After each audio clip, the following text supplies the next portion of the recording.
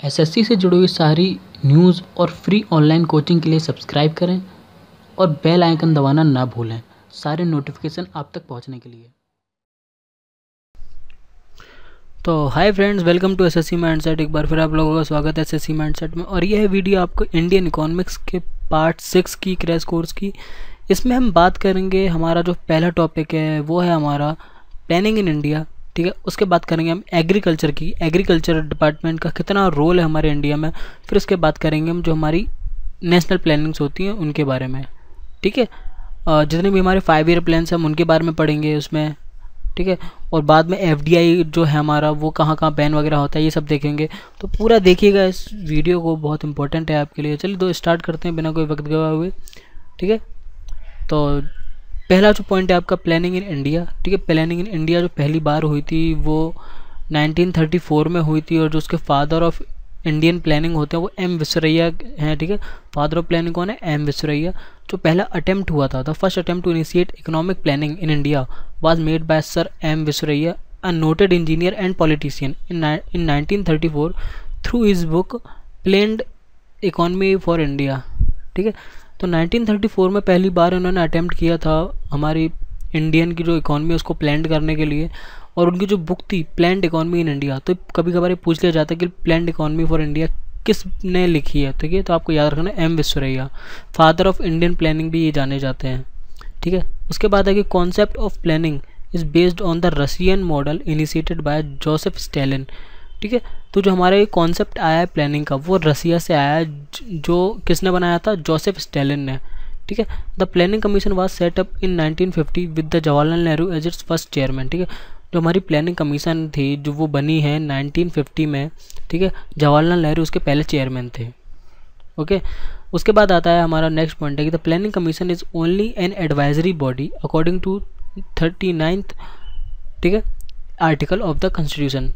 तो कह रहा है कि जो हमारी प्लानिंग कमीशन थी वो सिर्फ एक एडवाइजरी बॉडी थी जो एडवाइजरी जारी करती थी, और वो 39th आर्टिकल के अंदर हमारे जो कॉन्स्टिट्यूशन में वहाँ पर थी। ठीक है, और जो उसका चेयरमैन होता है वो प्राइम मिनिस्टर होता है, इसी वजह से जवाहरलाल नेहरू थे। और अब इसका नाम आपको पता है चेंज हो चुका है, नीति आयोग बन चुका है। ठीक है, जब मोदी जी आए थे उसके बाद all the chief ministers of the states, ठीक है, गवर्नर्स यूनियन टेरिटरीज़ के या फिर आपके स्टेट्स के, ठीक है, ऑल यूनियन कैबिनेट मिनिस्टर जितने और इसके अदर जो मिनिस्टर्स हैं वो सारे मेंबर होते हैं इस कमीशन या प्लानिंग कमीशन या नीति आयोग के। ठीक है, उसके बाद आता है हमारा जो पहला जो हमारा प्लान लागू हुआ था, जो हमारा फर्स्ट प्लान था, ठीक है, फर्स्ट 5 ईयर प्लान था, वो 1951 में लागू हुआ था, आपको याद रखना है, और 1956 तक चला था। ठीक है, और जो उसने प्रायोरिटी दी थी, मतलब जो उनमें मेन उनका जो गोल था वो एग्रीकल्चर को डेवलपमेंट के लिए था। ठीक है, एग्रीकल्चर डेवलपमेंट उनका मेन प्रायोरिटी थी। Community development programme CDP and family planning programme FPP were launched in 1952। ठीक है, तो CDP एंड FPP जो थे वो 1952 में लॉन्च हुए थे। National extension exercise NES was launched इन 1953। ये जितने भी सारे प्लान मैं आपको बता रहा हूँ वो सब इन्हीं 5 ईयर प्लान के बीच में जो हमारी इकॉनमी या फिर हमारा जो डेवलपमेंट है उसको और ग्रोथ बढ़ाने के लिए ये सारे प्लान्स चालू हुए थे। ठीक है, तो नेशनल एक्सटेंशन सर्विस NES भी हमारा लॉन्च हुआ था 1953 में। ठीक है, उसके बाद जो हमारा जो फर्स्ट 5 ईयर प्लान था ना, वो जो भी मल्टीपर्पज़ प्रोजेक्ट थे हमारे इंपॉर्टेंट किस किस जगह पे, भाखड़ा नागल हमारे, ठीक है, हीराकुंड, दामोदर वैली, ये सारे उसी टाइम पे लॉन्च हुए थे। ठीक है, और ये हमारा जो प्लान था पहला 5 ईयर प्लान वो एक सक्सेसफुल 5 ईयर प्लान था। ठीक है, उसके बाद जो आता है हमारा वो आता है 1956 to 61। ठीक है, ये हमारा सेकंड प्लान था। इस जो प्लान है 5 ईयर सेकंड ईयर प्लान को क्या कहते हैं? इसको कहते हैं महालनोबिस मॉडल। ठीक है, महालनोबिस मॉडल क्या कहते हैं?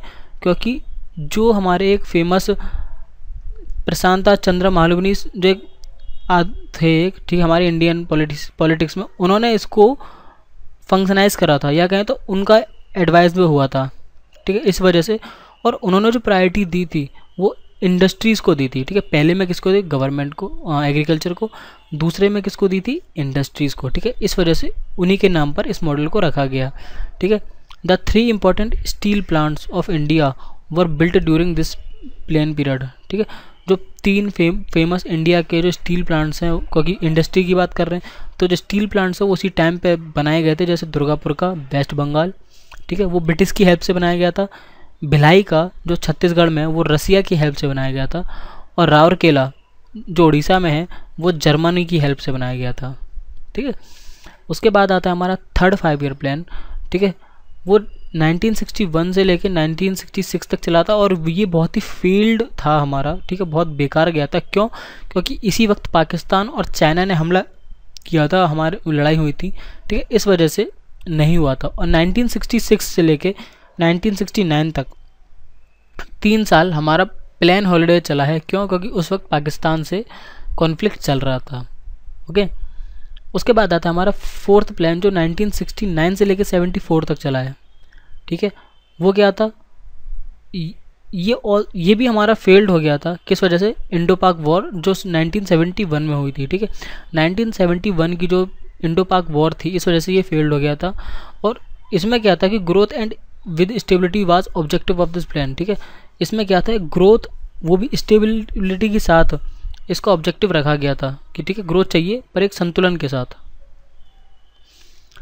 उसके बाद आता है हमारा द फिफ्थ प्लान, ठीक है। जो हमारा फिफ्थ या हमारा 5वां 5 ईयर प्लान था वो 74 से लेकर 79 तक चला था, ठीक है।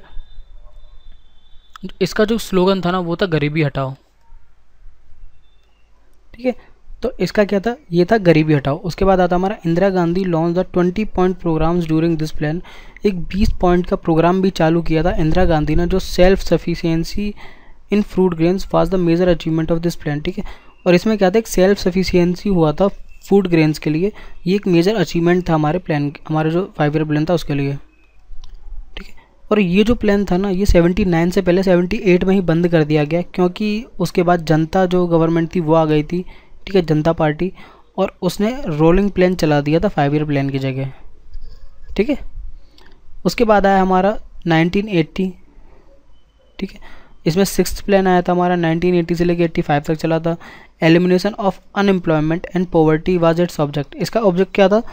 अनएम्प्लॉयमेंट मतलब बेरोजगारी और गरीबी को हटाना, ठीक है। उसके बाद आता हमारा 1985 से लेकर 90 तक हमारा 7th प्लान चला था। उसका एम क्या था? It also am the eliminate poverty and increase employment opportunities and productivity within the framework of basic tenets of planning, ठीक है। तो इसका भी जो मेन एम था ना वो गरीबी हटाना और एम्प्लॉयमेंट को बढ़ावा देना था, ठीक है। और ये जो हमारा 8वां प्लान था, ठीक है, वो नहीं हो पाया। क्यों? क्योंकि फास्ट चेंजिंग पॉलिटिकल सिचुएशन, जो हमारी पॉलिटिकल सिचुएशन थी उस टाइम पे वो बहुत तेज़ी से बदल रही थी, इस वजह से जो 8th प्लान था ना वो उसके बाद नहीं हो पाया था। So the new government decide the 8th plan would start in 1992, ठीक है। तो उस जो हमारा नेक्स्ट 8th प्लान था वो 1992 में स्टार्ट हुआ था। During 1990 to 1992 2 annual plans were launch, plan growth target actual, ठीक है। उसके बीच में 2 हमारे एनुअल प्लान्स लागू हुए थे, ठीक है, 1990 और 1992 के बीच में, ठीक है, जिनका प्लेन ग्रोथ टारगेट जो था वो टारगेट था प्लेन ग्रोथ का, ठीक है। अब देखिए यहाँ से आपको ये टेबल से समझ में आ जाएगा, ये मैंने टेबल आपको दिखाई है। इसमें क्या है कि कितना हमें ग्रोथ टारगेट रखा गया था, ठीक है, और कितना उनको एक्चुअल टारगेट अचीव किया था, ठीक है। पहला जो था उन्होंने 2.1% की ग्रोथ रखी थी पर 3.60 की ग्रोथ हुई थी, इस वजह से वो अच्छा गया था। 4.5 रखी गई थी सेकंड पर, 4.1 इसमें गई थी, ठीक है। थर्ड में 5.6 की थी, इसमें 2.7 गई थी। क्यों? आपको बताया मैंने 61 से 66 के बीच में बहुत कन्फ्लिक्ट हुए थे इसलिए बहुत गिर गई थी। 69 to 74 भी गिर गई थी क्योंकि वहाँ पर इंडो पाक वॉर हुआ था 71 में, ठीक है। 4.4 74 में गई थी, ठीक है, और 4.83 पहुँची थी। तो उसके बाद लगभग सब बराबर से ही गए हैं, ठीक है। यहाँ पर देखिए ग्रोथ हुआ है, आप देख सकते हैं, यहाँ भी ग्रोथ हुआ है, यहाँ 1% का डाउन हो गया है, ठीक है, ये सब परसेंटेज में है। यहाँ 1% का डाउन है, 0.3% का डाउन है यहाँ, ठीक है। और जो उसके बाद का है 12 के बाद का वो अभी देखिए मार्च में आ गया है, तो अब उसकी रिपोर्ट आने वाली है बहुत ही जल्द। तो जब ऐसी रिपोर्ट आएगी आपको बता दूंगा, ठीक है। उसके बाद हमारा आता है 8th प्लान। 8th प्लान में 5.6% का जो रखा गया था, ठीक है, उसमें टीनेजरी जो सेक्टर था उसको प्रायोरिटी दी थी, ठीक है। 9th प्लान मैंने आपको बता ही दिया, उसमें कि जो उसका जो स्लोगन था वो क्या था? ग्रोथ विद इक्विटी इसके आप स्लोगन क्या था, ग्रोथ विद इक्विटी, ठीक है, ग्रोथ करना विद समानता के साथ। It was developed in the context of 4 important dimensions, quality of life, ठीक है, जनरेशन ऑफ प्रोडक्टिविटी एम्प्लॉयमेंट, ठीक है, regional balance and self reliance, ठीक है, ये इसके 4 कह दूँ तो एक पिलर टाइप के थे। उसके बाद आता हमारा 10th प्लान। यहाँ पर जो 10th प्लान था वो हमारा लगभग 1,968,815 करोड़ का था, ठीक है, 19,68,815 करोड़ का था, ठीक है। 2001 से 2002 के बीच में इसका जो एनविजेज रखा गया था वो इतना था, ठीक है। और जो स्ट्रेटजी थी, ठीक है, वो क्या थी कि the strategy of this plan was to make India one of the 10 fastest growing nation. और इसकी जो स्ट्रेटजी थी वो ये थी कि इंडिया को टॉप 10 फास्टेस्ट ग्रोइंग कंट्रीज़ में लाना था, ठीक है।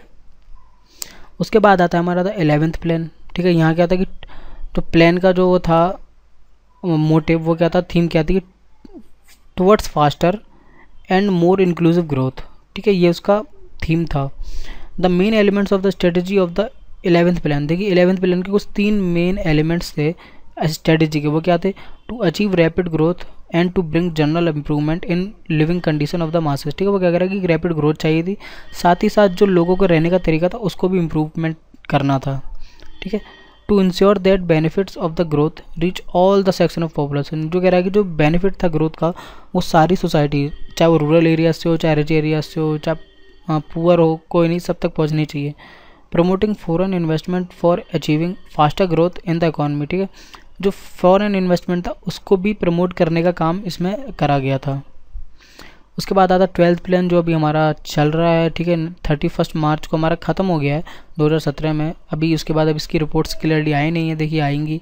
Faster growth, sustainable and more inclusive growth था इसका, ठीक है। तो आप इसको याद रखिए, ये वाला आपका जो थीम है ये इंपॉर्टेंट है क्योंकि अभी एकदम करंट है, तो इसको याद रखिए था। Faster, sustainable and more inclusive growth, ठीक है, जो इसकी ड्यूरेशन थी वो 1 अप्रैल 2012 से लेकर 31 मार्च 2017 थी, ठीक है। उसके बाद आता है इकोनॉमिक सेंसस। इकोनॉमिक सेंसस क्या होता है, जैसे आपकी नॉर्मल पॉपुलेशन सेंसस होती है जिसमें सारी जनगणना होती है, इसमें इकोनॉमिक की गणना होती है कि कितनी इकोनॉमी, सारा एक रजिस्टर बनाया जाता है NBR करके, ठीक है, वो आपका होता है। ये आपका जो पहली बार हुआ था, देखिए ये हुआ था 1977 में इकोनॉमिक सेंसस, फिर 80 में, फिर 90 में, 98 में, 2005 में, ठीक है, 2012 में हुआ था, 6th हुआ था, ठीक है। तो अब ये होता क्या है, देखिए ये जो इकोनॉमिक सेंसर होता है वो सब कुछ कवर करता है, साथ ही साथ काउंट करता है जितने भी इंडस्ट्रीज़ की एरिया हैं प्लस उनकी एक्सरसाइज, इसके अंदर NBR क्या होता है, नेशनल बिजनेस रजिस्टर्ड, ठीक है, रजिस्टर। तो एक तरह के मान लीजिए एक रजिस्टर होता है जो इंडिया में जितने भी आपकी इंडस्ट्रीज़ हैं उन सबको कवर करता है, उनकी डिटेल इस रजिस्टर में नोट भी करता है, ठीक है। ये होता है हमारा इकोनॉमिक सेंसस। उसके बाद करें अगर एग्रीकल्चर की, तो आपको पता है कि एग्रीकल्चर हमारा लगभग 58.2% पॉपुलेशन को कवर करता है, पर वो क्या है, GDP, उसका GDP में कितना शेयर है, 14.4% ही शेयर करता है, मतलब पॉपुलेशन बहुत ज़्यादा है प्लस शेयर बहुत कम है, ठीक है। 1950 से लेकर 51 तक जो कंट्रीब्यूशन था एग्रीकल्चर का नेशनल इनकम में वो 61% था, ठीक है, और अब तक घट के 14% पे रह गया है, ठीक है। अब देखिए कुछ जगह हैं, ये कुछ रैंक है इंडिया की एग्रीकल्चर के मामले में, तो ये आपको याद रखनी बहुत इंपॉर्टेंट है। वैसे टोटल इरिगेटेड एरिया मतलब जो संचित एरिया है उसमें इंडिया नंबर 1 पे है, ठीक है। पल्सेस में भी नंबर 1 पे है, जूट पे नंबर 1 पे है, स्पाइसेस में नंबर 1 पे है, मिल्क में नंबर 1 पे है, ठीक है, बटर एंड घी पे भी नंबर 1 पे है, जो कैस्यू नट्स होते हैं उन पर भी नंबर 1 पे है, कल्टिवेबल जो लैंड है उस पर नंबर 2 पे है, ठीक है, वीट पे नंबर 2 पे है, राइस पे भी नंबर 2 पे है, शुगर केन पे भी नंबर 2 पे है, फ्रूट्स एंड वेजिटेबल्स पे भी नंबर 2 पे है, टोबैको और टी पे भी नंबर 2 पे है, ठीक है। मतलब ये नंबर 2 वाली रैंक है इंडिया की और पूरी दुनिया में, और ये नंबर 1 वाली रैंक है, ठीक है। उसके बाद आता है हमारी न्यू इकोनॉमिक पॉलिसी, ठीक है। न्यू इकोनॉमिक पॉलिसी क्या है, the new economic liberalization policy was launched in July 1991, ठीक है। ये पॉलिसी 1991 में लॉन्च हुई थी, ठीक है। LPG इसका जो अंदर था वो 3 स्टेप थे। LPG क्या थे, लिबरलाइजेशन, प्राइवेटाइजेशन एंड ग्लोबलाइजेशन, ठीक है, ये इनके 3 स्टेप थे।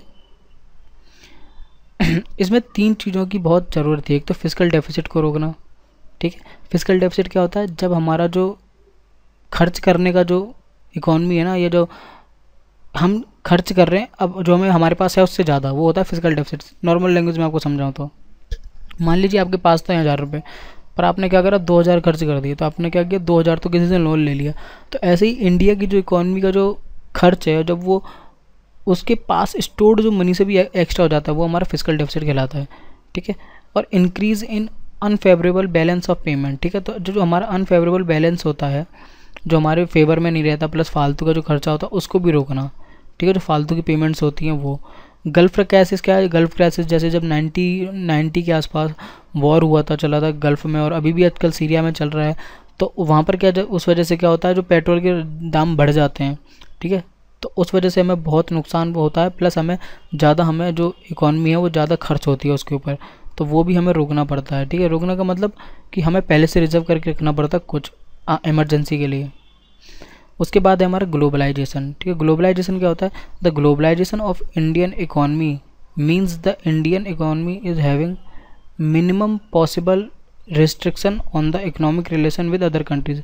ठीक। ग्लोबलाइजेशन का मतलब कि दूसरे देशों से भी रिश्ता बढ़ाना। ठीक है। जो रिस्ट्रिक्शंस हैं उनको कम कर देना, और जो हमारे बिजनेसमैन्स हैं वो दूसरी कंट्रीज से भी बिजनेस कर सकें, या दूसरी कंट्री हमारे यहाँ पर आके बिजनेस कर सकें। ठीक है। कुछ मीजर्स होते हैं जो अडोप्ट करें हैं हमने ग्लोबलाइजेशन के लिए, वो क्या है, वो है हमारा इंक्रीज़ इन फॉरेन इन्वेस्टमेंट। ठीक है। ये फॉरेन इन्वेस्टमेंट है वो बढ़ाया है, plus partial convertibility of Indian rupee. ठीक है। ये पॉइंट क्या कह रहा है हमारा, कि partially convertible of Indian rupee was allowed, it was in confirm with economic reforms. ठीक है। तो वो कह रहा है कि जो हमारी जो इकॉनमी है, मान लीजिए जब कोई यहाँ पर बिजनेस करने आएगी बड़ी कंपनी, तो भाई वो तो यहाँ पर इंडियन रुपी में कमाएगी, पर जब अपने पास वो अपनी कंट्री में लेके जाएगी तो वो कन्वर्ट कर सके। ठीक है। तो ये पार्सली कन्वर्टेबल इंडियन रुपी होता है, क्योंकि इसे कन्वर्ट करना पड़ता है, या फिर वहाँ से कोई डॉलर में कमाई हुई तो वो यहाँ पर आके इंडियन रुपी में चेंज हो जाती है। ठीक है। उसके बाद कुछ फैक्टर होते हैं जो एफडीआई जहाँ पर बैन है। एफडीआई क्या है, फॉरेन डायरेक्ट इन्वेस्टमेंट। ठीक है। जहाँ पर हम डायरेक्ट इन्वेस्टमेंट करते हैं फॉरेन की कुछ ऑर्गेनाइजेशन या बिजनेसेस में। ठीक है। तो या फिर हमारा जो फॉरेन कंट्रीज़ हैं वो किस किस जगह हैं, जहाँ पर सेक्टर हैं जहाँ पर वो इन्वेस्टमेंट नहीं कर सकती। ठीक है। कौन कौन सी जगह, एटॉमिक एनर्जी पे, लॉटरी बिजनेस पे, या फिर कुछ गवर्नमेंट की जो या प्राइवेट लॉटरीज होती हैं, ऑनलाइन लॉटरीज होती हैं, इन पे वो इन्वेस्टमेंट नहीं कर सकते। प्लस गैम्बलिंग पे, बैटिंग पे, ठीक है, कसिनोज़ पे, बिजनेस ऑफ चिट फंड पे भी वो इन्वेस्टमेंट नहीं कर सकती हैं। एफडीआई बैन है। ठीक है। निधि कंपनी जो होती हैं उन पे भी बैन रहता है। ट्रेडिंग इन ट्रांसफरेबल डेवलपमेंट, जो टीडीआर्स होते हैं, राइट्स होते हैं, उन पे भी बैन रहता है। प्लस वो एक्टिविटी था, वो सेक्टर जहाँ पर प्राइवेट सेक्टर इन्वेस्टमेंट ओपन नहीं है। ठीक है। वो सारे सेक्टर पे नहीं करती है। ठीक है। तो ये सारी चीज़ें थी इस चैप्टर में। इसके बाद हम बात करेंगे आगे आने वाले चैप्टर की, वो बहुत इंपॉर्टेंट है आपके लिए। ठीक है। देखिएगा। तो आई होप कि आपको पसंद आया। अगर पसंद आया तो प्लीज़ इस वीडियो को लाइक करें, ठीक है, कमेंट करें और सब्सक्राइब करना ना भूलें। फिर मिलेंगे नेक्स्ट वीडियो में, तब तक के लिए bye and thanks for watching.